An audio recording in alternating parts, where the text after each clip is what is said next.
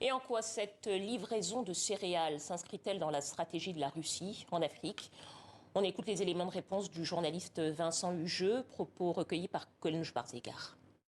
Le chiffre brut peut sembler impressionnant, hein, 200 000 tonnes, mais vous savez, une telle quantité partagée entre 6 pays, hein, Burkina Faso, Mali, République centrafricaine, Érythrée, Zimbabwe, Somalie, c'est au fond relativement dérisoire par rapport aux besoins des pays en question.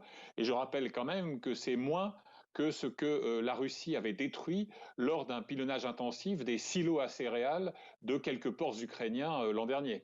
Et donc la Russie, tardivement c'est vrai, respecte une promesse, et ceci correspond à l'évidence à cette volonté de cultiver l'image d'un bienfaiteur des pays du Sud, et notamment africains, et symétriquement, il s'agit bien sûr de tailler des croupières aux Occidentaux. Ça n'est que l'un des éléments de la panoplie de séduction russe. Très clairement, le fer de lance de l'offensive d'influence russe en Afrique, il est évidemment sécuritaire.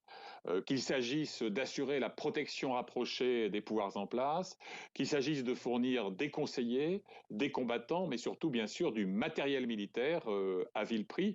La dimension économique est relativement secondaire. Ce qui est frappant, puisqu'on en évoque ici le Faso, c'est que hier, vous vous en souvenez sans doute, c'était bien la RCA, la République centrafricaine, qui apparaissait comme la tête de pont du retour en force de la Russie en Afrique.